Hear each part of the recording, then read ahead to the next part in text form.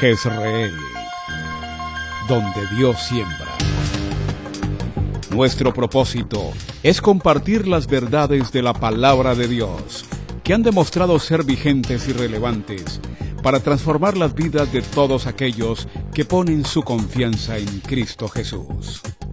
Bienvenidos a la prédica de hoy. Bueno, muy bien, vamos a meternos en el estudio de la Biblia. Le voy a invitar a que ustedes, si tienen su palabra allí, la abran en el libro de Hechos capítulo 12, si se va ubicando usted allí. Hemos venido, para los que nos acompañan hoy por primera vez, hemos venido estudiando durante todo este mes de septiembre acerca de la historia. Cuéntanos tu historia, cuéntanos tu historia. Cada uno de nosotros tiene una historia que contar. Y la verdad es que cada vez que nosotros podemos relacionarnos con alguien es bueno que le preguntemos quién es. Cuando normalmente uno hace esa pregunta, la gente siempre se refiere a la profesión que tiene, a la empresa en la que trabaja, al estatus que ha alcanzado, a la posición social que ha adquirido. Pero la verdad es que eso no es lo que somos. Eso es lo que hacemos, eso es lo que hemos logrado, eso es lo que hemos alcanzado. Lo que somos es la historia de nuestra vida, partiendo muchas veces aún antes de nacer. Y esa historia muchas veces no es como quisiéramos que fuera. Ya hemos estudiado hasta ahora dos casos donde a muy temprana edad, la primera historia, Mefisboset, se ve truncada, a los 5 años se ve truncada, pero finalmente encuentra, después de años, que su historia puede cambiar y efectivamente de ser un mendigo, un pordiosero, viviendo en un lugar que era un basurero, se convierte nuevamente en un príncipe para vivir en el palacio del rey. Y esa fue la historia de Mefisboset. Hace 8 días hablábamos de un hombre que, sin ser judío, escuchó la posibilidad de que su historia cambiara. Era un hombre que tenía todas las virtudes que usted pueda imaginar, valiente, un hombre agraciado. Su nombre, Naamán, significa eso, gracia, buenas relaciones, un hombre seguramente con éxito, y el éxito estatus le da, pero tenía ¿qué? Lepra. Y eso era lo único que de alguna forma opacaba toda esa vida exitosa. Pero finalmente encuentra el cambio de su historia a través de la sanidad de su lepra. Así que no hay situación que Dios no pueda cambiar, no hay historia que no pueda cambiar, y eso es lo que queremos plantear. Vimos también un video hace 8 días de aquella mujer que, independiente de todo lo que le ha pasado, 2 cáncer, mutilación de sus pies, todo lo que usted quiera, sigue teniendo ese carácter de lo que hemos llamado el modo ¿en qué? Modo realización. A todas estas, ¿cómo está su teléfono celular? ¿En qué modo está? ¿En qué? ¿En qué? En silencio, en modo avión, ¿en qué está? Porque hay algunos que lo tienen prendido y los asusta cuando son eso. A veces yo me preocupo si es el Señor que nos va a mandar algún mensaje especial. ¿Cuál es su modo en la vida? ¿Modo realización o modo supervivencia? Esta mujer nos muestra que a pesar de todo es modo realización. ¿Cómo encuentra su realización a través de todas las dificultades? Miren este video que vamos a tener para esta tarde, iniciar nuestro tema.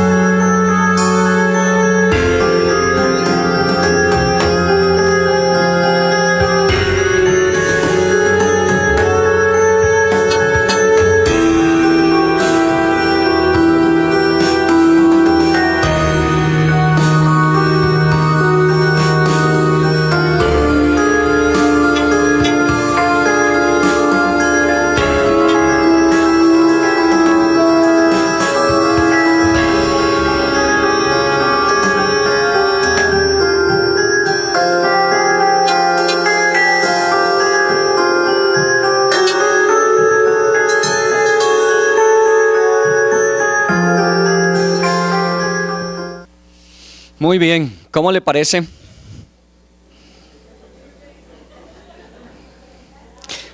Se dice respetable. Porque si usted no dice eso, van a decir usted es una persona xenofóbica. Usted excluye, ¿no? Se dice tiene que ser respetable, pero no lo comparto. Y eso tenemos que tener cuidado. Lo respetamos, pero no lo compartimos. Pero refleja de alguna manera en qué estamos cayendo, nuestra sociedad hacia dónde se dirige, qué está sucediendo con nosotros, y forma parte de lo que poco a poco se va legalizando, porque el proceso es eso, llegar a que se reconozca legalmente, y una vez que así sea, pues obviamente se abren las puertas. Usted oyó esta semana a un joven universitario, ¿universidad qué? Javeriana, 8º piso, y se lanza, fruto de matoneo, ¿cierto? Fruto de matoneo. ¿A usted no lo matonearon cuando era pequeño, pequeña? ¿Qué está pasando? ¿Por qué hoy la capacidad de resistencia a las dificultades? ¿Por qué nuestra capacidad de respuesta a las adversidades se está mermando, se está viendo afectada? Porque básicamente es eso. Cuando yo no puedo soportar una situación de carga, pues tomo decisiones dramáticas como estas, finales en el caso del suicidio. Pero eso nos está diciendo que hay un problema que está rondando. Nosotros a veces, a Dios gracias por no estar de cerca a esa problemática, decimos eso pues es de otras personas. Pero siempre piense que cualquiera de estas situaciones que le suceden a cualquier persona en el mundo, nos pueden suceder a nosotros. Siempre piense eso. Y como decía, en algún momento leí en algún libro, decía, es mejor estar preparado para algo que nunca suceda, a que suceda algo para lo que no estamos preparados. Es mejor estar preparados para algo que nunca suceda, a que suceda algo para lo que no estamos preparados. Y esto es lo que la Biblia nos advierte acerca de qué es lo que va a venir, qué es lo que va a suceder y cómo debemos prepararnos para ello. Por eso cuando nos alegra presentar un bebé nuevo es porque es un bebé que sabemos que dentro de un marco de referencia de principios, de valores, estará siendo preparado para esa sociedad a la que nos estamos cada día acercando de forma vertiginosa. Una sociedad donde tenemos que aprender a respetar, aunque no compartimos. Pero hay que también de alguna manera mostrar que es posible vivir con ese sentido y significado de lo que es un ser humano hecho a imagen y semejanza de Dios, que lo estamos llevando a unas condiciones que la pregunta es ¿qué semejanza o qué imagen de Dios está dando la sociedad hoy día? Entonces, para eso estamos hablando de este tema. ¿Cuál es la historia? Una situación de estas obviamente tocaría estudiar, analizar cuál es la situación psicológica, emocional, ¿qué llevó a esta persona a esas experiencias? Como los diferentes casos que vemos socialmente. Pero también podemos hablar de los testimonios. Hace 8 días tuvimos un muy buen testimonio de Ricardo y de su esposa Yolanda, de su hija Sofía, de cómo en medio de las situaciones adversas y difíciles siempre tenemos una nueva opción y oportunidad. Así que vayámonos al libro de los Hechos. En el libro de los Hechos, capítulo 12. Vamos a estudiar otra historia. Esta es una historia de pronto un poco más conocida. El libro de los Hechos forma parte del Nuevo Testamento, es parte de la historia de la iglesia que nosotros conocemos, de la cual hemos hablado. El personaje que vamos a hablar es uno de los más reconocidos cristianos de todos los tiempos. Vamos a ver. Comencemos en el versículo 1 de Hechos capítulo 12. Dice, en aquel mismo tiempo, y me detengo ahí, en aquel mismo tiempo. ¿Cuál es aquel mismo tiempo? Obviamente el escritor del libro de los Hechos, el mismo evangelista Lucas, está haciendo un conteo o un recuento cronológico de todo lo que estaba sucediendo. En el evangelio habla de todo lo que Jesús hizo y enseñó. Y en el libro de los Hechos, una vez que Jesús parte, asciende a los cielos a los 40 días, él comienza a registrar todo lo que estaba pasando en la iglesia. Así que cuando dice en aquel mismo tiempo, tendríamos que referirnos a los capítulos que le anteceden. Para aquellos que están en algunas de las células, estamos estudiando un material que se llama Caminata Bíblica del Nuevo Testamento. Entonces lo que estamos haciendo es cómo es el Nuevo Testamento, cómo se constituyó, de qué habla cada uno de los evangelios, de qué habla el libro de los Hechos, de qué habla las epístolas, para poderse uno ubicar cuando se menciona algo como esto, en el mismo tiempo, en estos tiempos. Muy bien, Hechos capítulo 1 al 7 habla de un tiempo que se conoce como el tiempo de triunfo, tiempo de bendición, tiempo de éxito. ¿Por qué? Porque ha habido un acontecimiento que cambia la historia dramáticamente. El Pentecostés, del cual hablamos hace un tiempo, hace unos meses, hablamos de cómo el Espíritu Santo descendió y comenzó la primera iglesia. La primera predicación que se hizo en esa oportunidad trajo a 3,000 personas convertidas. Y si usted lee el libro de los Hechos, en el capítulo 2 eran partos, medos, elamitas, eran personas de todas partes del mundo que estaban en Jerusalén para celebrar la Pascua. Así que hubo un gran avivamiento que se inicia en Hechos capítulo 2 y de ahí en adelante comienza un proceso de crecimiento. En el estudio del libro de los Hechos uno puede ver cómo el incremento de la iglesia es permanente.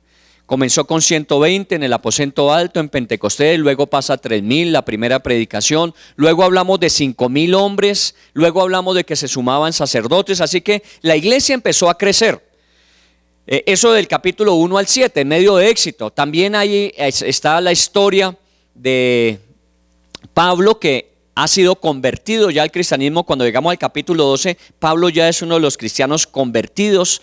Obviamente eso ha generado todo un impacto social, porque uno de los más grandes, si no fariseo de fariseos como era Pablo, se convierte al cristianismo. Todo eso es éxito, pero a partir del capítulo 8 comienzan las persecuciones. Si usted lee el capítulo 7, capítulo 8 es la muerte de Esteban.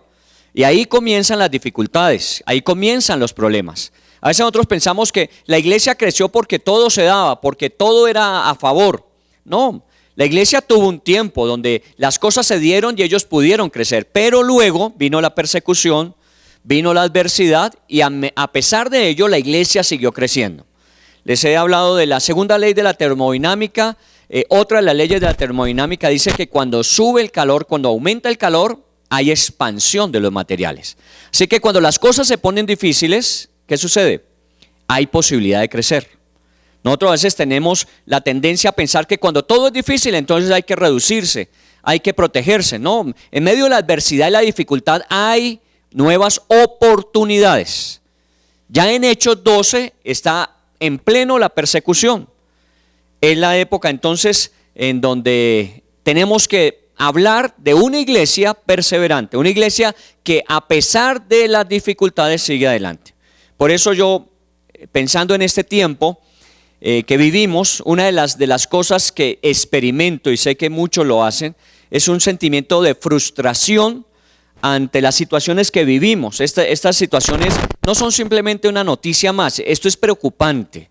Es preocupante que un joven profesional tome decisiones de suicidio, un joven que está preparando para profesional, que personas como estas asuman unos comportamientos que nuestra sociedad en general, maltrato, violencia contra los niños, todo lo que estamos diciendo, eso le afecta a uno. Bueno, quiero decir, normalmente, porque esa es la sociedad en la que estamos. Si a mí solamente me interesa mi realidad y la de mi contexto cercano, que es mi familia, pues está bien, no hay problema. Pero el día que ese círculo que estamos viendo alrededor de nosotros empieza a estrechar y empieza a tocarnos, ese día de pronto vamos a decir, yo no estoy de acuerdo. Pero si usted no está de acuerdo, debió haberlo dicho antes y prepararse para eso. Eso es lo que estamos tratando de hacer, no dejarnos contagiar de ese sentimiento o de aislarse de la situación, ese no es mi problema, o simplemente decir, bueno, yo me preocupo por lo mío, los demás que se preocupen por lo suyo. Yo me preocupo por la sociedad.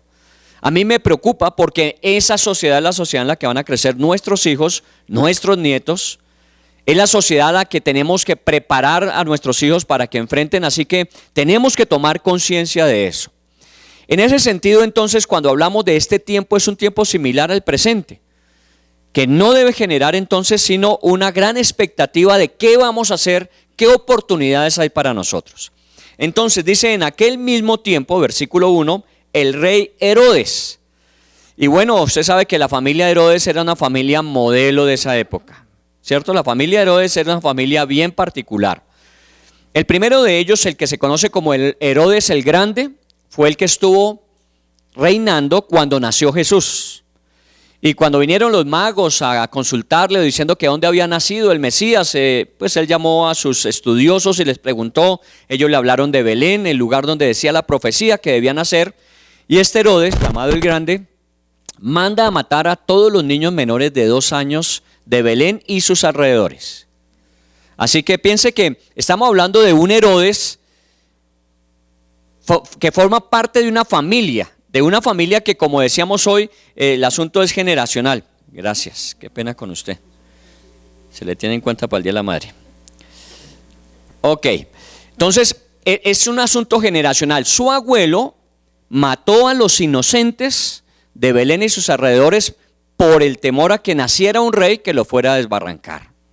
Pero no se quedó con eso. Herodes el Grande mató a la mayoría de sus hijos y a su hermano para que no hubiese sucesor y poder garantizar que él podía prolongar su reino. Ese fue Herodes el Grande. Ese tuvo un hijo que se llamó Herodes Antipas.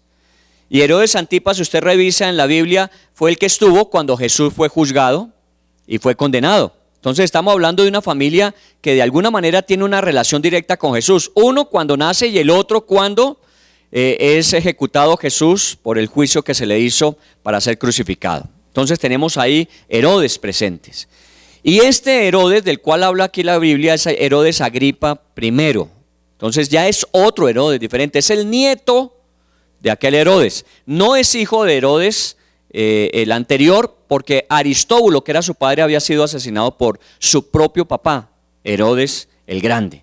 Así que es un joven que a los 3 años lo tienen que enviar fuera de Jerusalén para evitar que lo maten. Recuerda que hablamos de Mefibosé, que pasó algo similar, y a los 5 años lo sacaron para evitar que lo mataran. A este Herodes, del que estamos hablando en este pasaje, lo mandaron a Roma. Allí se codeó con la élite de Roma, conoció a Tiberio y a su sobrino llamado finalmente Calígula. ¿Se acuerdan de ese Calígula en la historia? Pues ese fue amigo de este Herodes, así que ya sabe usted cómo, si el que anda entre la miel algo le pega.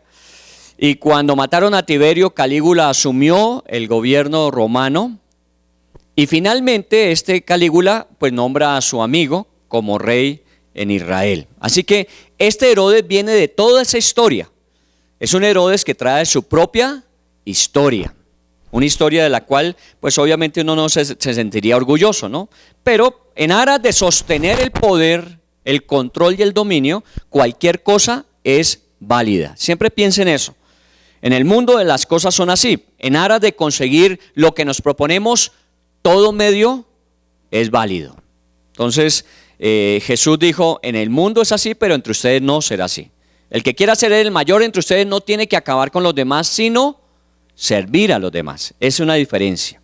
Muy bien, entonces el rey Herodes, sabiendo que este se llama Herodes Agripa, que más o menos es del año 37 al 44 después de Cristo.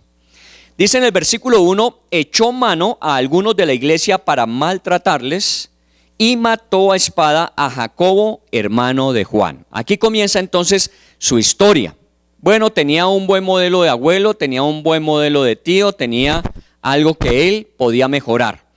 Y no solamente persiguió a la iglesia, sino que de alguna manera se ensañó contra la iglesia matando a sus líderes. Este Jacobo, del que habla la Biblia, fue uno de los discípulos de Jesús. Fue de los primeros discípulos. Si usted recuerda, Jacobo, Juan, Pedro y Andrés fueron los 4 primeros discípulos que en la región de Galilea, en Cafarnaún, fueron vinculados al ministerio de Jesús. Fueron pescadores y finalmente terminaron siendo discípulos y se convirtieron en los apóstoles. Este Jacobo del que estamos hablando aquí es el Jacobo que estuvo muy cerca de Jesús. Y ténganlo en cuenta porque vamos a mencionar otro Jacobo en el transcurrir del pasaje que no será el mismo. Pero este Jacobo, dice la Biblia, fue ejecutado por Herodes. Y dice pasado a espada, la traducción de eso simplemente fue decapitado. ¿Quién más fue decapitado? Juan el Bautista. ¿Y por quién fue decapitado Juan el Bautista?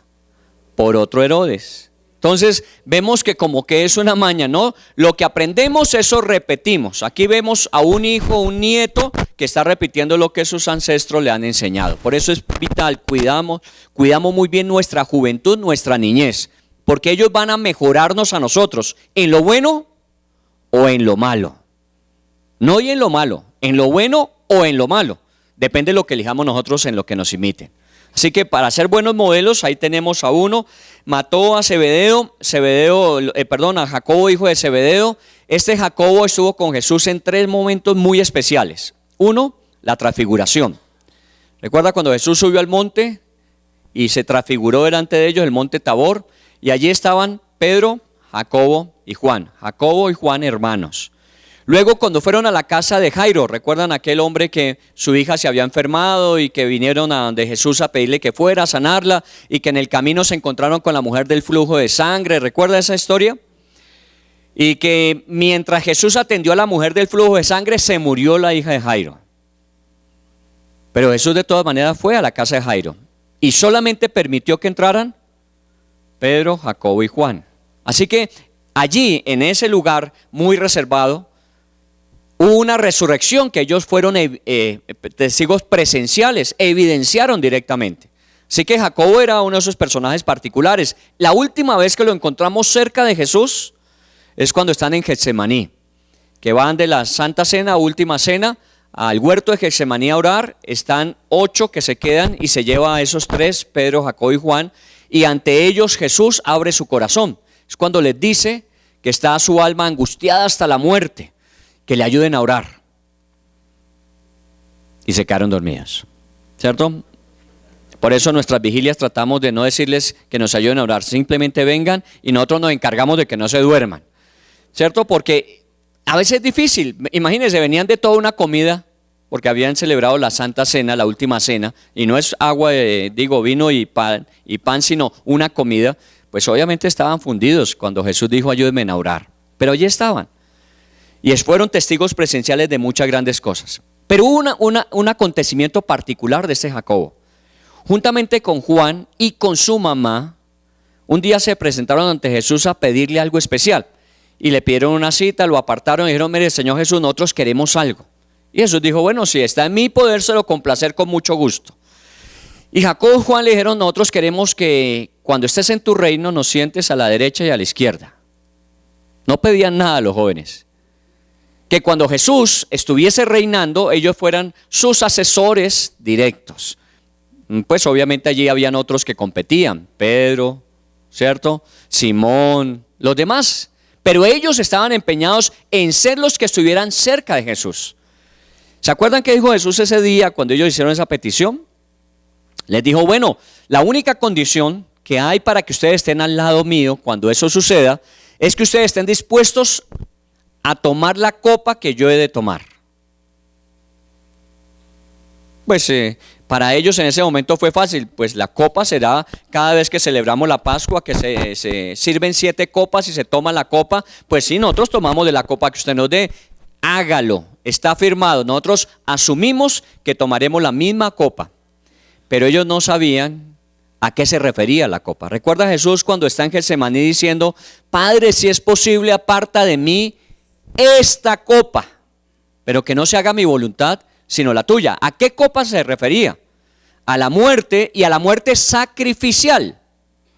Cuando esto dijeron nosotros podemos que se cumpla, Jesús les dijo, qué pena, ustedes van a pasar por eso, pero el sentarse a mi derecha, a mi izquierda no me corresponde a mí. Así que les hizo generar un compromiso sin un reconocimiento o un premio.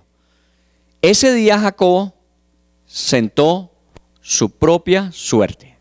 Yo estoy dispuesto a tomar la copa que tú tienes para mí. Y efectivamente aquí lo estamos viendo. Jacobo fue decapitado. Es el primero de los 12 que es ejecutado. El primero de los 12. No estoy hablando del primer mártir, porque el primer mártir fue Esteban, que fue apedreado. Este es de los 12 discípulos que finalmente con Matías volvieron a ser 12. Este fue el primero de los discípulos apóstoles ejecutado, Jacobo. Y bueno, Jesús se lo había dicho, porque una de las cosas que en la Biblia nos enseña es que Él nos advierte de lo que ha de venir, para que nos preparemos. Seguramente Jacobo encomendó su vida a Dios como lo hizo Esteban en su momento, o como lo harían los demás discípulos en el pasar de la historia, porque la mayoría de ellos murieron como mártires. En esos primeros 100 años del primer siglo, la mayoría de ellos murieron como mártires, y el Señor les había dicho, el Señor les había advertido de que las cosas no serían fáciles, Y creo que la parte profética de la Biblia, cuando Dios anticipa los acontecimientos del futuro, no es simplemente para que nosotros vivamos ahí obnubilados como en qué va a ser, qué va a pasar, qué va a suceder, sino para que sabiendo qué va a pasar, nos preparemos. Nos preparemos. Obviamente lo que nosotros más leemos son las promesas que nos llevan a estar en los estatus que queremos estar, que nada nos haga falta, que tengamos salud, que nuestros hijos crezcan en seguridad. Nosotros siempre apuntamos a las promesas que Dios nos da acerca de bienestar. Por eso hoy día también se habla de un evangelio que se predica, el evangelio de la prosperidad. El evangelio donde usted recibe a Cristo y tiene que prosperar en todas las cosas. Si de alguna manera no se le ve prosperidad a usted en su vida, es que seguramente no ha recibido a Cristo. Tenga cuidado con eso. Porque la semana entrante hablaremos del sufrimiento. El sufrimiento forma parte de la vida. Pero no es el sufrimiento el propósito de la vida. Pero sí forma parte. Y todos y cada uno de nosotros hemos sufrido en algún momento de la vida. Pero hemos logrado superar esos momentos, los recordamos, ya no nos lamentamos por lo que pasamos, sino lamentamos es no haber entendido en el momento los propósitos que Dios tiene, porque siempre detrás de todos esos momentos va a haber alguna nueva revelación de Dios a nuestra vida, sea formando el carácter, sea mostrándonos algo de su misericordia o llevándonos a entender a otras personas. Porque si ustedes miran, muchas de las grandes fundaciones que se han formado en el mundo vienen ¿de qué? De experiencias de dolor que alguien vivió, que no pudo de alguna manera cambiar el curso de esa historia, pero a partir de ahí dijo, de aquí en adelante me voy a dedicar a ayudar a los que sí están viviendo esa realidad y pueden cambiarla. Porque toda situación difícil nos ayuda. No estoy diciendo que la vida, su propósito sea el sufrimiento. Dentro de 8 días lo vamos a ampliar. Lo que estoy diciendo es que cuando eso viene, caso de Jacobo, lo acaban de decapitar, cuando eso viene tiene que ser para algo bueno, tenemos que sacarle provecho a eso. Y la iglesia tenía que hacerlo. Aquí ya se metieron con uno de los que eran intocables. Hasta ahora, en el capítulo 12, es la primera vez que se meten directamente con los apóstoles. Uno pensaría que los apóstoles, el Señor les había prometido estar con ellos, no les iba a pasar nada. Pues hasta este día, en esta circunstancia, se dan cuenta ellos que son vulnerables, como cualquier persona, al sufrimiento y al dolor. Pero se asume, eso tiene que pasar y eso nos tiene que llevar a algo más. Siempre que asuman una situación difícil, siempre piensen eso. El calor cuando aumenta permite la expansión, así que hay que crecer en medio de las dificultades cuando Dios las permite en nuestras vidas. Muy bien, en el versículo 3, ya después de ser decapitado, en el caso de Jacobo, dice, y viendo que esto había agradado a los judíos, procedió a prender también a Pedro. ¿Cuál fue la motivación que tuvo Herodes Agripa para prender a Pedro? El efecto de lo que había sucedido, la muerte de Jacobo. ¿Qué sucedió con la muerte de Jacobo? Obviamente había mucha gente que no estaba de acuerdo con esa secta que se llamaba del Camino. Esos seguidores de Jesús no estaban de acuerdo. Así que haber ejecutado a uno de sus líderes, a mucha gente en el pueblo le pareció bueno. Y entonces eso evaluó Herodes y dijo, si esto me genera popularidad, pues vámonos por la cabeza. ¿Cuál es la cabeza? Pedro, vámonos con Pedro. Si esto de alguna manera atrae la atención del pueblo hacia mí, nos vamos por la cabeza. Tenga en cuenta esto. Hace 8 días cuando hablábamos de Naamán, hablábamos del ego.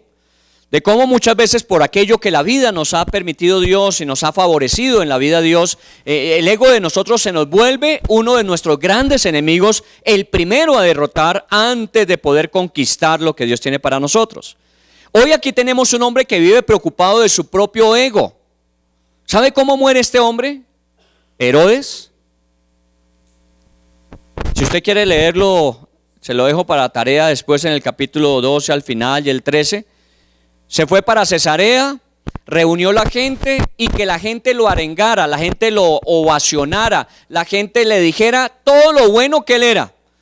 Y llegaron a decirle que era como Dios. ¿Y sabe qué sucedió? En ese mismo momento cayó muerto y se lo comieron ahí mismo los gusanos. Lea la historia. eso le trae como consecuencia de darle ese culto al ego. Y aquí lo estamos viendo. Si fue bueno haber ejecutado a Jacobo porque atrae la atención del pueblo, pues matemos a Pedro y traemos mucha más popularidad. A diferencia de Pablo, por ejemplo. Pablo era un hombre que perseguía a la iglesia y seguramente, como a Esteban, que consintió en la muerte de él, había ejecutado a otros cristianos. Pero ¿cuál era la intención de Pablo? No era traer popularidad sobre su vida, sino librar a su nación del judaísmo que fuera atentada, fuera maltratada por esta nueva secta. Entonces, digamos que Pablo es un hombre equivocado, pero al menos honesto en su creencia. En cambio, Herodes, siendo judío, no tiene ningún interés en la parte honesta, la rectitud. Bueno, de su familia venía eso. Entonces solamente se preocupaba de la popularidad y mete en la cárcel a Pedro. Y dice el versículo 3, eran entonces los días de los panes sin levadura. ¿Por qué mencionan estos elementos los autores de los libros en la Biblia? Porque todos son importantes. No es simplemente para ubicarnos en la parte histórica, en el momento cronológico de los acontecimientos, sino porque esto es importante. Esto de la Pascua era un acontecimiento, una de las 4 fiestas nacionales de Israel que atraía más gente. Si quiere hacer un paralelo al presente que de pronto le quede fácil entenderlo, es cuando usted escucha del Ramadán, en el caso de los musulmanes. Y hay una procesión permanente hacia Medina en esa época, ¿recuerdan? ¿Y cuántas veces no hemos escuchado que hubo un desorden y hubo no sé cuántos miles de muertos? Porque eso trae gente de todas partes del mundo para celebrar el Ramadán. Bueno, eso era la Pascua, traía gente de todas partes del mundo. Así que cuando Herodes echa en la cárcel después de haber ejecutado a Jacobo, a Pedro, piensa, estamos en plena Pascua. No sería bueno ejecutarlo ahora. ¿Por qué? Algunas razones. 1, porque si yo lo ejecuto ahora me tiraría la Pascua y quedaría como un hombre que no respeta la Pascua, aunque para nada la respetaba, porque la Pascua es un acto donde reconocemos que Dios nos ha librado, era lo que pasaba con Éxodo, y que Dios nos ha llevado a una nueva vida y que tenemos que estar agradecidos. Herodes, para él no importaban estos acontecimientos religiosos. Así que cuando pensó en la Pascua dijo, bueno, si quiero popularidad, no vale la pena dañar la fiesta. Ahora, como hay tanta gente en Jerusalén, y dentro de esos hay unos que no están de acuerdo, pero hay otros que sí, si de pronto ejecutamos a Pedro se nos arma una revuelta. Y eso nos generaría un problema. Entonces más bien esperemos que acabe la Pascua y que la gente se vaya. Y la tercera posible razón es, una vez la gente se vaya, los que no son de Jerusalén, pues me quedo con toda la atención del pueblo, porque ya la fiesta ha pasado, porque ya la gente se ha ido, ahora solamente soy yo y lo que decida. Así que siempre encontramos en Herodes un hombre que piensa en sí mismo, en cuál es su beneficio particular. Y estamos en una sociedad que tiende a eso, a pensar en cuál es el beneficio para mí, qué es lo que yo puedo sacar de provecho individual. No estamos pensando en un bien colectivo, estamos pensando en un bien individual. El egoísmo hoy día está imperando y de alguna forma nuestras decisiones tienen que ver con eso. Muchas de sus decisiones son supuestamente honestas, rectas, pero si usted revisa su corazón, a veces uno lo hace por quedar bien con los demás, para que los demás piensen de mí qué. En la iglesia también se presentaban problemas de eso y en la iglesia actualmente lo hace. En esa época, ¿recuerdan cuando los discípulos, la gente venía y traía de sus bienes para que los repartieran entre los pobres? Vino alguien haciéndose muy generoso diciendo que había vendido su casa y que traía todo el bienestar del beneficio económico de eso y que lo ponía a los pies de los discípulos para que lo entregaran. Esa parejita se llamaba Ananías y Zafira. Pero ellos guardaron una parte para ellos, pero querían mostrar otra parte para ser aceptados, aprobados, reconocidos en la iglesia. Y eso les ocasionó la muerte. Porque trataron de mentirle al Espíritu Santo. Yo quiero, en estos días que hemos estado hablando de esto en las células, a mí me ha hecho pensar, la iglesia del primer siglo tenía que ser una iglesia no de palabra, sino de hecho, de obra y en verdad. Porque lo que usted no hiciera conforme a eso podía costarle la muerte. Por eso le dice la Biblia que la iglesia crecía en el temor de Dios. Hoy día el temor de Dios es eso, Cuando hablábamos hace un momento de integridad, alguien habló de integridad, creo que fue Yacine que mencionó la palabra integridad. Integridad es decir lo que hago y es hacer lo que digo. Oiga bien lo que estoy diciendo, es decir lo que hago. ¿Usted hablaría de todo lo que hace? ¿O usted habla de aquellas cosas que le son buenas y propicias para hallar aceptación, reconocimiento, pero otras cosas usted las guarda porque de ellas se avergüenza? Es decir lo que hago y es hacer lo que digo. Porque también somos muy dados a hablar, a decir que nosotros, y cuando llega el momento de la obra, nos quedamos cortos a las palabras. Herodes entonces estaba preocupado por eso dice que en el día de la levadura, que tenía que ver con la Pascua, él dejó la decisión de ejecutar a Pedro para más adelante. Bueno, a Pedro le dio la posibilidad de unos días de más, porque si no hubiese sido por la Pascua, así como mató a Jacobo, mataría a Pedro. Y Pedro va en esa suerte, ya montes en ese vehículo. Pedro va a ser ejecutado, solo que la Pascua le da unos días de más. Muy bien, en el versículo 4, y habiéndole tomado preso, le puso en la cárcel, entregándole a 4 grupos de 4 soldados cada uno para que le custodiasen, y se proponía sacarle al pueblo después de la Pascua. Obviamente, como había que tenerle unos días preso, y había que asegurarse de que estuviese allí cuando pasara la Pascua para poderlo ejecutar, se tomaron todas las medidas. Esto es lo que se llama hoy día una prisión de máxima seguridad, ¿cierto? Porque le ponen toda una vigilancia muy especial, muy específica. A un hombre lo están custodiando 16 hombres. Bueno, yo sé que Pedro era medio atravesado, ¿no? Es el último día cuando van a tomar preso a Jesús en Getsemaní, ¿qué hizo? Sacó su espada que tenía y le tiró a la cabeza, solo que tenía mala puntería y apenas le cortó la oreja, porque ese no iba por la oreja, ese no era torero, él era por la cabeza, pero seguramente el otro mago se movió y le bajó la oreja y el Señor tuvo que decirle guarda la espada y le pegó la oreja con pegadic al pobre. Recuerda, esos milagros también están en la Biblia, eso es parte de la historia.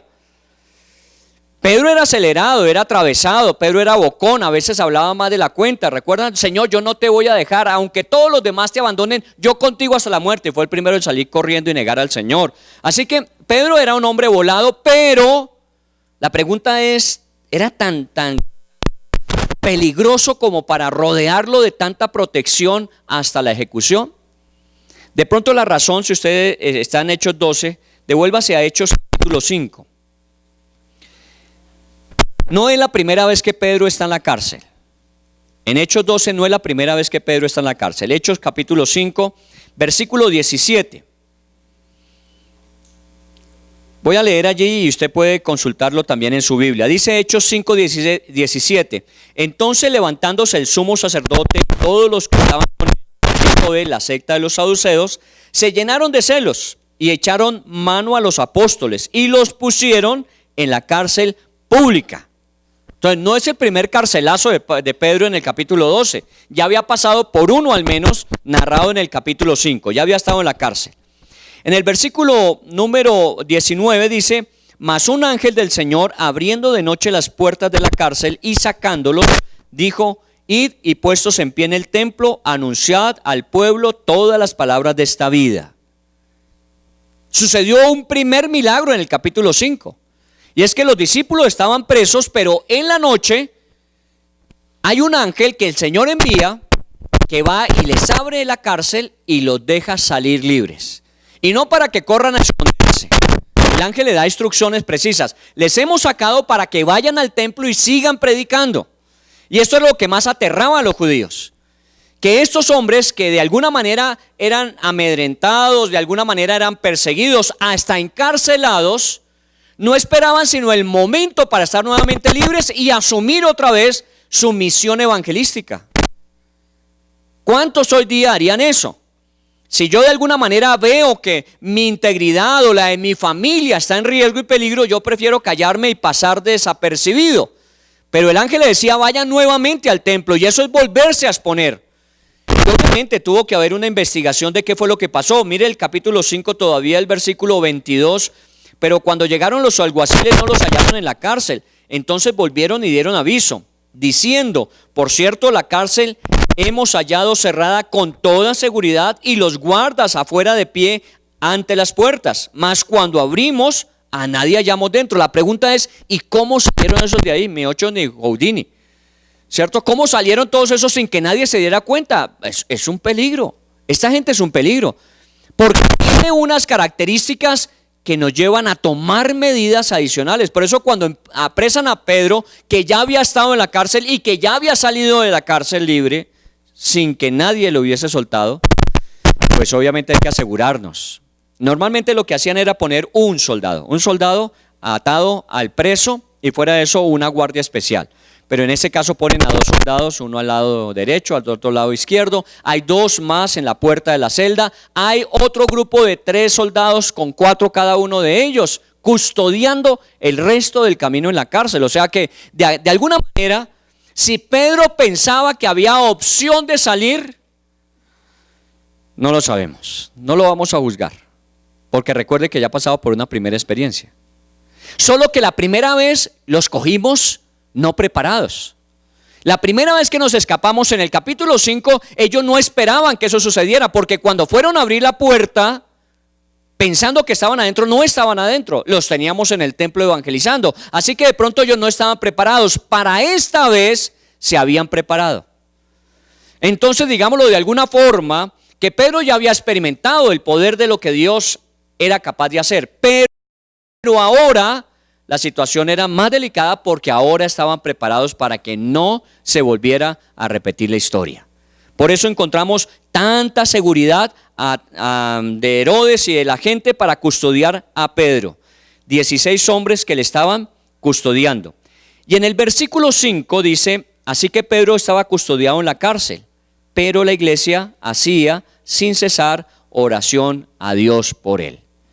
Entonces, tenemos una escena en la cárcel, máxima seguridad, todas las medidas habidas y por haber, protegiendo a ese preso hasta la ejecución. Y por otra parte encontramos otra escena, la iglesia reunida. La iglesia reunida haciendo algo, orando. Y la Biblia allí dice sin cesar, orando sin cesar. ¿Qué es orar sin cesar? Pues inmediatamente, para usted que ha leído la Biblia, dice, Primera de Tesalonicenses 5:17. Es uno de los versículos más cortos y más impactantes de la Biblia. Jesús dice: orad sin cesar. Así que si hay algún César pendiente, que salga. No se refiere a eso, a que saquemos a César del presente, sino que debemos orar de forma permanente, continua, constante. Eso es orar sin cesar. Ahora usted me dirá: pero es que yo no puedo estar todo el día en la iglesia orando, yo no puedo meterme todo el tiempo al oratorio a orar. No, es que usted no necesita eso. Usted necesita mantener un vínculo de relación, de comunicación con Dios abierto todo el tiempo. Y eso sí es más fácil. Es más fácil que venir a la iglesia. La célula de los jueves de parejas es una célula que yo admiro, como los admiro a ustedes los sábados y domingos. Es una célula donde la mayoría de ellos viven en lugares muy distantes aquí a la sede. Y la célula es el jueves a las 7 de la noche. Y muchos de ellos están saliendo desde las 5:30 de la tarde para llegar a las 7. Y muchas veces llegan 7 pasados, 7:15, 7:30. Para estar 1 hora y media o 2 horas edificándonos, orando, compartiendo el pan, teniendo comunión y regresarse a su casa otra vez. Están llegando posiblemente sobre las 10 de la noche. Y son gente que trabaja, son gente que tiene empresa. Y hacen ese esfuerzo. Y yo sé que les cuesta. Y si un día me dijeran: mire, yo prefiero que lo hagamos el sábado, lo entendería, pero lo hacen. Porque de alguna forma, cuando hablamos de todo esto, yo digo que es importante, pero lo demuestro con las acciones. Es que si es importante, yo le tengo que dar lugar a esto en mi vida. Eso es como cuando uno dice: mi familia es importante. Bueno, si su familia es importante, ¿cuánto tiempo usted le dedica? Y no me venga con el cuento de que el tiempo es de calidad. Para que haya calidad en el tiempo tiene que haber suficiente cantidad. Nosotros decimos, no, es que yo paso 5 minutos, pero 5 minutos de calidad, los abrazos, los besos, Perdón. Y cuando usted no está fuera de esos 5 minutos, cuando hay preguntas, cuando hay inquietudes, cuando hay necesidades, ¿quién las suple? Ahí es donde tiene que estar uno. Entonces, es tiempo de calidad, pero en cantidad. Y eso es lo que estamos diciendo aquí. Estamos hablando de realmente es preciado, entonces oren sin cesar. No, pero es que la iglesia estaba pasando lo de nosotros antes del 27 de octubre próximo. Temor, miedo, qué va a pasar, quién va a ser elegido, qué va a suceder de aquí en adelante. No es el temor que tiene la gente hoy día. ¿Qué va a pasar en las próximas elecciones? ¿Qué va a suceder con todo esto que estamos viendo a nivel social? ¿Cómo va a ser el país que nos espera? Bueno, eso depende de qué hace la iglesia. Porque ¿qué suerte va a vivir Pedro? Depende de lo que haga la iglesia. Y la iglesia hacía sin cesar oración. El término que se aplica en el original cuando dice sin cesar es un término médico cuando se habla de un músculo que se estira hasta su límite. Entonces lo que estamos hablando aquí no es simplemente una extensión cómoda, que no me incomode, que no me genere dolor, que no me genere, sino hacer un esfuerzo hasta donde mi capacidad resista. ¿Cuánto tiempo de oración uno invierte hasta que su capacidad no da más? No es mi modelo permanente, pero algunas veces me he quedado dormido arrodillado y usted no sabe lo que es despertarse a las 5 de la mañana al lado de la cama arrodillado. Busque un soplete para que lo levanten de ahí. Uno está entumecido y, ¿me entiende? Y eso le toma otras 5 horas uno poderse volver a la normalidad. ¿Cuándo lo ha sorprendido a usted un nuevo día orando? ¿Sabe cuándo? Cuando la situación lo ha meritado. Porque uno ora, pero que yo diga me dediqué 3, 4 horas hasta que el Señor escuchó todo lo que tenía que decir y hasta que yo recibí todo lo que tenía que recibir, hasta que eso sucedió no me paré. ¿Lo hacemos frecuentemente? No. Cuando los momentos ameritan. Pedro está preso, acaban de matar a Jacobo, o sea que los que siguen son los apóstoles. ¿Y qué va a pasar con la iglesia? Es la pregunta. Bueno, la iglesia tiene que tomar medidas. ¿Y qué hicieron? Fueron a sublevarse contra los carceleros. No, oraron. Estaban orando sin cesar, confrontando las situaciones en oración. Por eso estamos haciendo un fuerte énfasis en la oración. De aquí al 27 de octubre, a más de que usted tome una decisión consciente, sincera, honesta para su momento de votar, porque es uno de los derechos y deberes que tenemos, usted tiene que orar por el país. Y usted tiene que orar por lo que nos va a suceder, porque tarde o temprano todo eso que va a pasar nos va a afectar de una manera u otra. Entonces hay que orar sin cesar. Y efectivamente la iglesia estaba ahí orando. Es la misma palabra, Getsemaní. Esa sin cesar es la misma palabra en el original que se escribió cuando Jesús oraba en Getsemaní. ¿Cómo oraba Jesús en Getsemaní? Intensamente, dice la Biblia. Tanto que había gotas de sudor de sangre.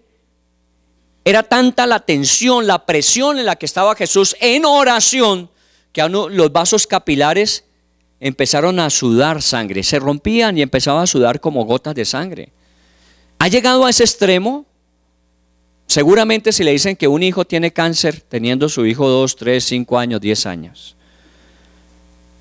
A veces tiene que ser una situación de esa. No, todo el esfuerzo de muchos años está en vilo porque tomó una decisión equivocada y toda su fortuna se está perdiendo en ese momento. Ahí sí. Pero ¿por qué tenemos que llegar a esos extremos? ¿Por qué tenemos que ir a situaciones tan difíciles para que hagamos el máximo esfuerzo? Hagámoslo siempre. Lo que normalmente nos dicen con respecto a la salud. La gente dice, sí, es necesario hacer ejercicio. Voy a salir a trotar 3 horas el día sábado. Cuidado, se puede hacer más daño que beneficio. Más bien, trote todos los días 20 minutos, 30 minutos, pero hágalo todos los días. No coja el sábado o el domingo para hacer una caminata por la ciclovía, porque de pronto se está haciendo más daño que beneficio. Entonces háganlo regularmente y cuando venga la competencia para la que se está preparando, pues corra ese día todo lo que tiene que correr. Pero mientras tanto mantenga el ritmo. La oración es para eso. La oración es algo permanente, es sin cesar. Pero cuando hay necesidad, hay que intensificarla. Y la gente estaba orando. Versículo 6. Y cuando Herodes le iba a sacar, o sea, posiblemente ya al día siguiente, aquella misma noche estaba Pedro durmiendo entre dos soldados, sujeto con dos cadenas, y los guardas delante de la puerta custodiaban la cárcel. Entonces encontramos a Pedro en la misma situación que lo habíamos dejado. 12 hombres, pero 2 en la puerta de la celda y 2 al lado suyo, 16 en total. Estamos a un día de su muerte y sabe que va a ser, porque Jacobo ya fue ejecutado. Entonces Pedro está pensando, bueno, ya comenzó la lista y yo soy el segundo, así que posiblemente yo mañana ya estaré muerto. ¿Y qué estaba haciendo? Durmiendo. Ahí no dice que estaba orando. Estaba dormido. Claro, cuando usted tiene la conciencia tranquila, cuando usted tiene una esperanza que es real y viva, cuando usted tiene la consolación de Dios, no importa el problema que tiene, a usted no le quita el sueño. Estaba durmiendo. Estaba durmiendo. Bueno, si se durmió en Getsemaní, si en el monte Tabor cuando lo llevó a la transfiguración se durmió. Me he dicho, no se durmió en la cena porque estaban comiendo, pero cuando él paraba la actividad se dormía. Entonces, ¿qué no se iba a dormir en la cárcel? No, perdóneme. Seguramente uno pensaría, mañana ya no voy a estar, mañana ya no voy a estar. ¿Y a qué horas va a amanecer para eso? Pero él estaba durmiendo. Vuelvo a insistir, uno cuando tiene una esperanza viva, segura, uno puede estar tranquilo. Cuando su conciencia está tranquila, uno puede estar seguro. Cuando hay consuelo de Dios, uno puede enfrentar la vida. Esta es la diferencia. Ayer le escuché a alguien que nos compartía diciendo, una persona se acercó y dijo, yo no entiendo cómo usted puede vivir la vida confiando en Dios y creyendo en esas cosas. Y esta persona sabiamente le respondió, yo me hago la misma pregunta. ¿Cómo usted puede enfrentar la vida sin tener en cuenta a Dios y estas cosas? Porque esa es la realidad. Si nosotros confiando, si nosotros conociendo, si nosotros sabiendo de Dios, nos es difícil muchas veces, ¿cómo será una persona que no tiene esto? Tiene que ser mucho más complicado. Y efectivamente estamos encontrando una situación donde Pedro está relajado, durmiendo, fresco. ¿Lo van a matar mañana? Bueno, si ese es el fin último de las cosas, el propósito de Dios, estamos preparados para ello. Recuerde, la oración prepara para las cosas que pueden suceder. Y si no llegaran a pasar, pues mucho mejor. De todas maneras, estamos listos. Muy bien, Pedro dormido. Y dice el versículo 7, ya aquí que se presentó un ángel del Señor y una luz resplandeció en la cárcel. Tocando a Pedro en el costado, le despertó diciendo, levántate pronto, y las cadenas se le cayeron de las manos. Le dijo el ángel, cíñete y átate las sandalias, y lo hizo. Y le dijo, envuélvete en tu manto y sígueme. Bueno, parece que hay ángeles destinados a ciertas cosas. Parece que este es carcelero, porque ya lo había mandado en Hechos 5 a abrir la ganzúa del cielo, ¿no? Era el que iba a abrir los candados y las puertas para sacar a los... Ya estaba especializado en eso. El ángel llega. Y pues no, aunque la Biblia dice que los ángeles no tienen sexo, yo creo que este era como medio ángel mujer. Porque la única que se toma todo el tiempo para salir de una situación de urgencia es la mujer. ¿No? ¿Qué le dice el ángel? Ya está bien despiertico, póngase las sandalias. Ya las puso muy bien. Ahora póngase el manto, ¿cierto? Se tomó todo el tiempo. Si a mí me mandan a sacarlo, digo, hermano, pies en polvorosa, corramos. Pero debía ser alguna mujer que le dice, no, tómese su tiempo, tranquilo. ¿Recuerdan cuando nos decían otros 5 minutos? Aquí le hizo que Pedro tomara toda la cosa con calma. No es un escándalo, no hace un alboroto. Simplemente le toca al costado y le dice, Pedro, levántese, póngase las sandalias, abríguese porque está haciendo frío, nos vamos para afuera. Y empezaron a salir.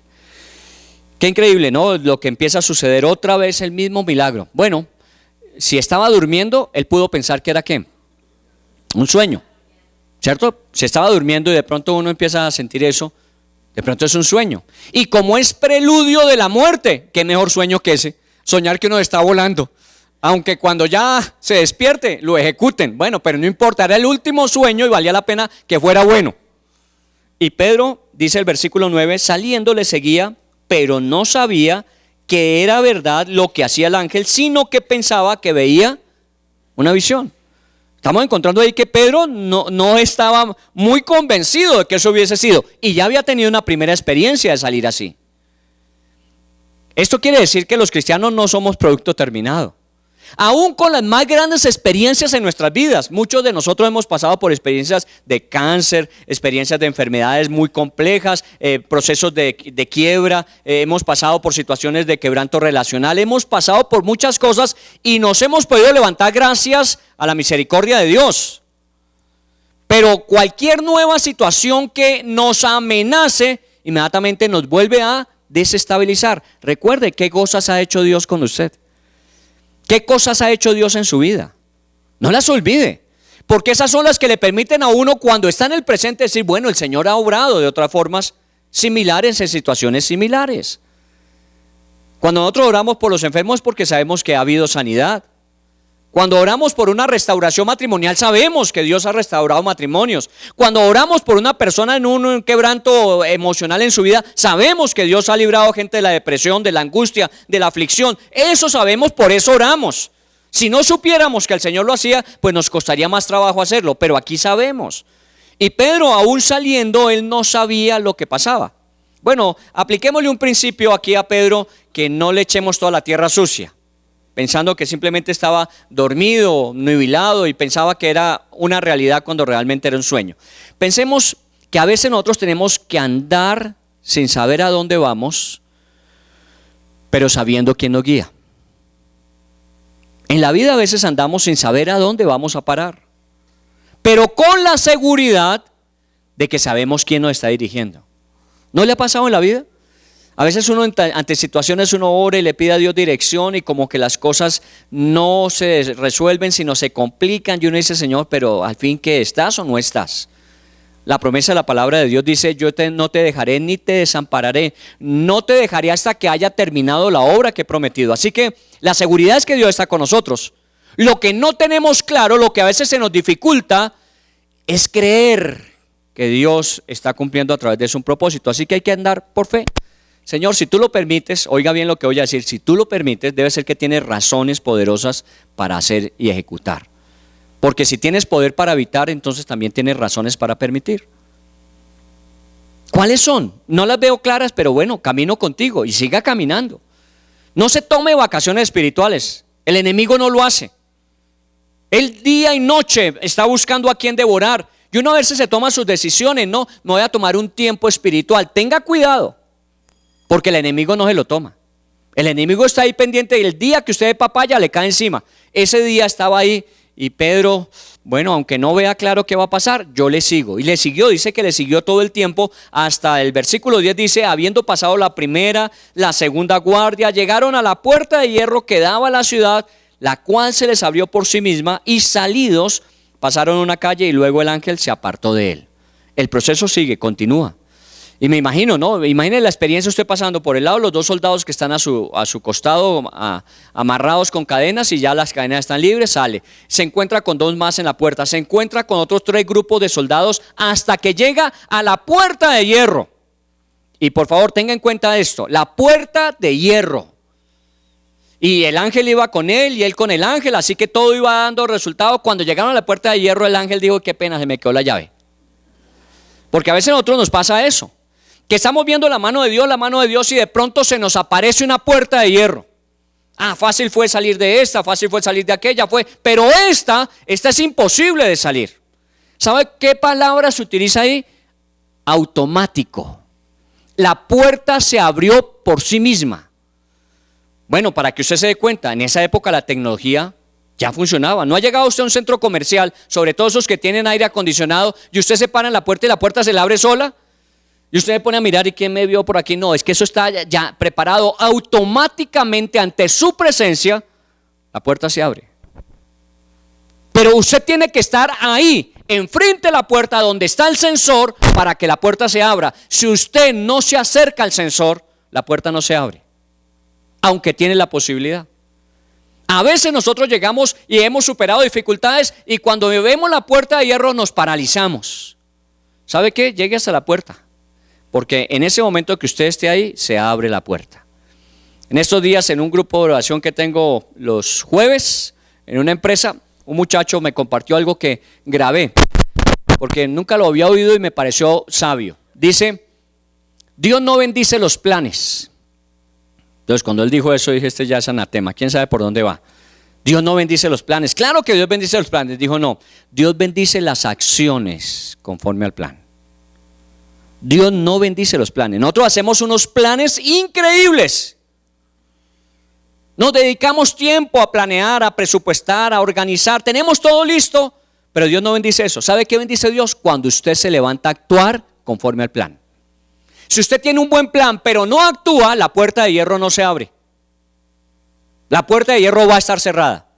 Cuando usted hace el plan, porque ha orado, ha buscado a Dios, ha hecho sabiamente lo que se le ha recomendado, usted comienza a actuar, las puertas de hierro comienzan a abrirse delante de usted. Pero hay que actuar. Los cristianos somos muy dados a que Dios haga. No sé quién nos enseñó que tranquilo, déjele todo a Dios, que Dios actúa. Madrúguelo hoy para velas. Quiero decir, Dios va a actuar. Porque el ángel es el que le va a abrir la puerta, el ángel es el que le va a pasar por la guardia, el ángel es el que le va a sacar de la cárcel. Pero usted tiene que caminar, por eso póngase las sandalias, por eso póngase el manto, por eso salga a caminar, porque es afuera que lo necesito. Camine. Y no espere que la puerta esté abierta, avance. Y cuando usted vea que, como que nos acercamos y la puerta no se abrió, tranquilo, llega el momento en que el sensor se dispara. La palabra automático aparece en la Biblia ahí. Eso es automático. Camine con fe, camínele a Dios como Dios le pide que lo haga, y Dios en el momento va a abrirle la puerta que usted necesita. Bueno, ya estaban afuera, entonces Pedro dice en el versículo 11, volviendo en sí dijo, ahora entiendo verdaderamente que el Señor ha enviado un ángel y me ha librado de la mano de Herodes y de todo el pueblo de los judíos que esperaban. Y dice en el 12, y habiendo considerado esto, llegó a la casa de María, la madre de Juan, el que tenía por sobrenombre Marcos, donde estaban reunidos orando. ¿Qué hora era? Seguramente era la madrugada de ese día. Ya habían orado toda la noche y estaban en la madrugada del día de la ejecución. Y la gente estaba todavía orando. No desmaye, sino permanezca hasta el final. Ellos podían decir, bueno, ya oramos suficiente, las 12 de la noche todo el mundo para su casa. ¿Sabe por qué no hacemos vigilias de toda la noche a veces? Bueno, hace mucho tiempo no las hacemos de toda la noche, por el problema que tenemos de los vecinos. Que obviamente una vigilia toda la noche va a ser de molestia para los vecinos y seguramente los vecinos van a ponernos problema. Y entonces hagámoslo 3 horas, una vigilia. La vigilia tiene 4 tiempos de 3 horas, pero hagamos una de las vigilias. La primera vigilia de 8 a 11, decimos 3 horas. Y a veces 3 horas se nos hace mucho tiempo. A veces nosotros salimos diciendo, bueno, a ver qué bendiciones vendrán esta semana, porque 3 horas de vigilia yo no me la he aguantado nunca. ¿Qué tal que fueran 6 o que fueran 9 o que fueran 12 horas de vigilia? Que la vigilia son 4 periodos de tiempo de 3 horas, de 6 de la tarde a 6 de la mañana, es una vigilia en la Biblia. Esta gente estaba haciendo vigilia y los cogió la madrugada del día de ejecución y todavía estaban orando. Porque ellos creían que Dios podía actuar ¿cuándo? En cualquier momento. Aun cuando fueran a bajar la espada contra la cabeza de Pedro para hacer que Jacobo y Pedro ya fueran los 2 primeros, aún Dios podía actuar allí. Ellos no dejaron de orar nunca.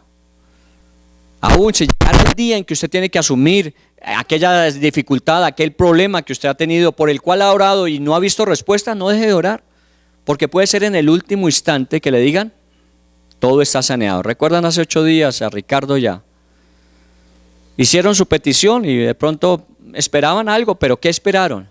Que le dijeran, aquí tiene sus paz y salvo, no debe nada, aquí tiene sus paz y salvo, no debe nada, aquí tiene la beca para su hija, 100%. Hay que perseverar. Y así hacía la iglesia, orando estaban allí. Y bueno, usted terminará de estudiar este pasaje.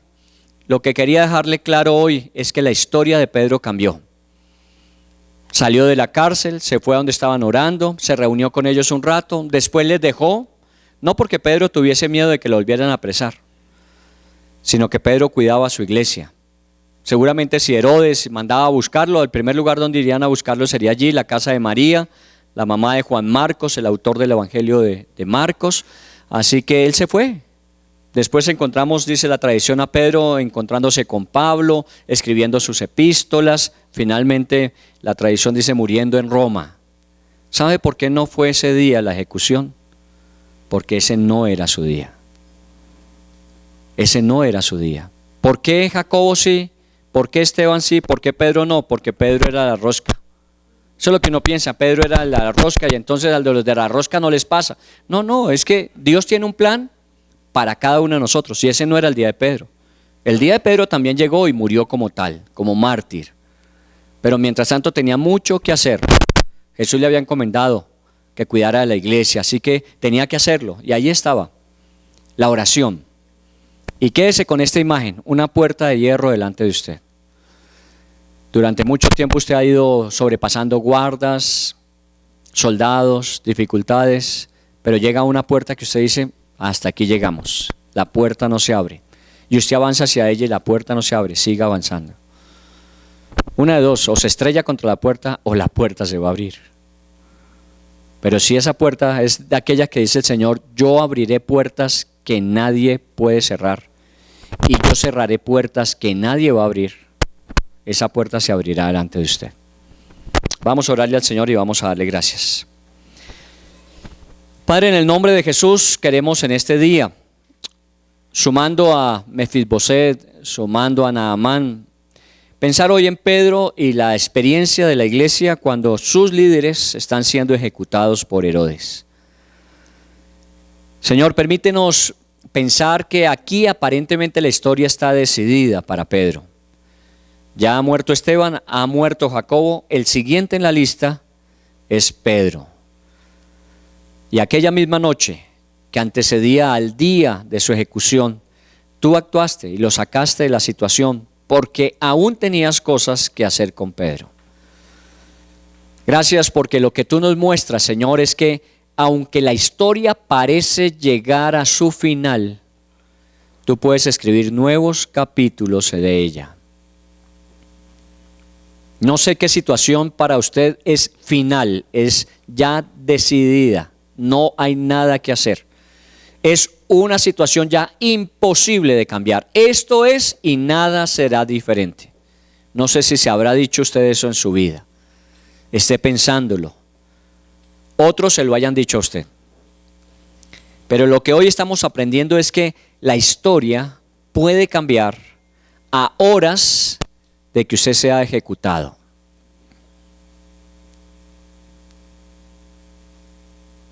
A horas. Cuando vinieron a buscar a Pedro, nuevamente Pedro no estaba en la cárcel. Ese día a los que ejecutaron fueron a los 16 soldados que debían responder con su vida por Pedro. Herodes los mandó matar a todos y cada uno de ellos. Pero Pedro estaba libre predicando el evangelio. Usted a veces piensa que su ejecución es inminente, nada lo libra. Bueno, conozca a un Dios que mueve ángeles para abrir puertas que nadie va a cerrar y para cerrar puertas que nadie va a abrir. Conozca a ese Dios. Usted me dirá, pero yo lo conozco. Hemos oído hablar de Él. Conocerlo tiene que ver con intimidad.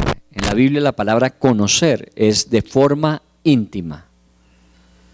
Y eso es lo que buscamos cada vez que nos edificamos en la Biblia, cada vez que oramos, cada vez que nos congregamos, cada vez que adoramos, cada vez que somos enseñados. Es buscar conocer mejor al Dios que tenemos, para el cual no hay nada que sea ni difícil ni imposible.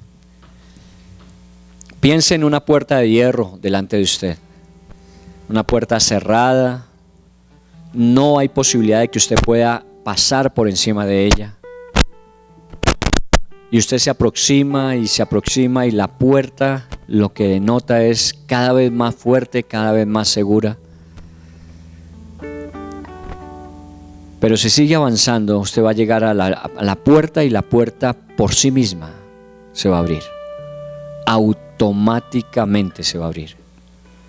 Sabemos que no es porque la puerta fue programada para abrirse, sino porque Dios va delante de usted como poderoso gigante y no hay puerta que Él no pueda abrir. ¿Qué situación hoy para ti es desafiante? Puede ser en lo personal, en lo relacional, en lo laboral, en lo financiero, en lo profesional. ¿Qué puerta está delante de usted que usted dice, esta sí definitivamente es el final? Todos los esfuerzos hechos para pasar de guarda en guarda, de guarda en guarda, hasta la puerta fueron eficientes. Aquí ya no hay nada que hacer. Lo que Dios te está diciendo hoy es, no desmayes. La iglesia comenzó a orar cuando Pedro fue encarcelado y solamente dejó de orar por la salida de Pedro cuando Pedro fue liberado. Para ellos el tiempo no importaba. Lo importante es que Dios actuara y sacara a Pedro, y lo sacó de la cárcel. Fueron muchos años más los que Dios añadió a Pedro. Como muchas más cosas Dios traerá sobre su vida, sobre sus relaciones, sobre su trabajo, sobre su economía, pero tiene que aprender a conocer. No solamente a oír de Dios, o no solamente pedirle a otros que le digan a Dios que lo bendiga, le favorezca. Es usted conociendo a Dios, orando a Dios, buscando a Dios. Dios no necesita de sacrificios más allá del hecho por Jesús en la cruz por nosotros.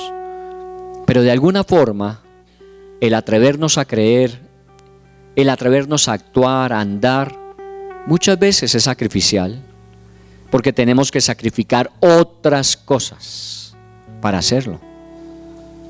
Tenemos que sacrificar algo de nuestro descanso, posiblemente en una vigilia.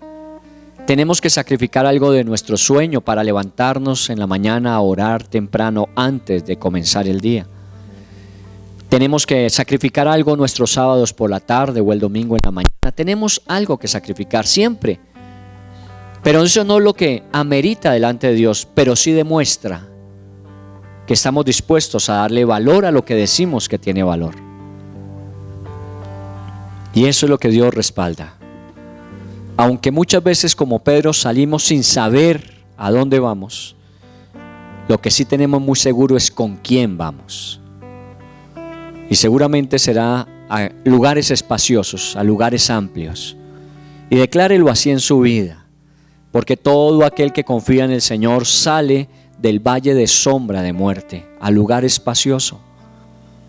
Así lo dice el salmista: aunque andar en valle de sombra de muerte, tú me guiarás y me guiarás a pastos delicados. Señor, gracias te damos, te bendecimos. En el nombre de Jesús ore, no pidiendo simplemente que pase, sino pidiéndole a Dios que le permita creer lo que va a pasar. Aunque no lo alcance a imaginar, aunque no lo alcance a dimensionar, dígale: Señor, yo quiero tener la capacidad de saber que algo va a pasar, algo va a suceder, que va a trascender lo que normalmente yo podría pensar o calcular, porque tú nos sorprendes con grandes cosas. Quisieron sorprenderte a ti poniéndote más vigilancia, más guardia, tomando las medidas de seguridad necesarias, pero nadie puede, Señor, limitarte a ti, nadie puede impedirte a ti. Y eso es lo que tú nos quieres mostrar siempre. No importa en la situación donde estemos, lo que estemos enfrentando, mientras en Él confiemos y hagamos lo que nos pide que hagamos, seguramente vamos a abrir cuántas puertas vamos a ver abrirse delante de nosotros. En el nombre de Jesús oro por su vida, por ello. Sé que estás pasando un momento de esos, un momento donde dices: yo preferiría ahora renunciar, no seguir adelante, estoy arriesgando más de lo que normalmente debería arriesgar, estoy desgastándome más de lo que normalmente haría, estoy llegando más allá de lo que normalmente yo permitiría. Pero sabes, no desmayes, persevera sin cesar, extiende tu músculo de la fe hasta el límite necesario. Y Dios te va a mostrar su gloria y su favor. Si es lo que Dios te llamó a hacer, Dios te va a abrir puertas para lograrlo. En el nombre de Jesús, eso declaro sobre tu vida. Dios te va a abrir puertas emocionales, Dios te va a abrir puertas relacionales, Dios te va a abrir puertas materiales, Dios te va a abrir puertas económicas, Dios te va a abrir puertas de oportunidad, Dios te va a abrir puertas de salud, Dios te va a abrir puertas cuando tú llegues y te presentes ante ella. Dios la va a abrir. Avanza en el nombre de Jesús. Así digámoselo al Señor, como cantamos siempre, pero cantemos pensando en lo que decimos. No importa que se levante, no importa que se oponga, no importa que nos amenace. Con el Señor podemos derribar, con el Señor podemos saltar los obstáculos, con el Señor podemos avanzar a pesar de las dificultades.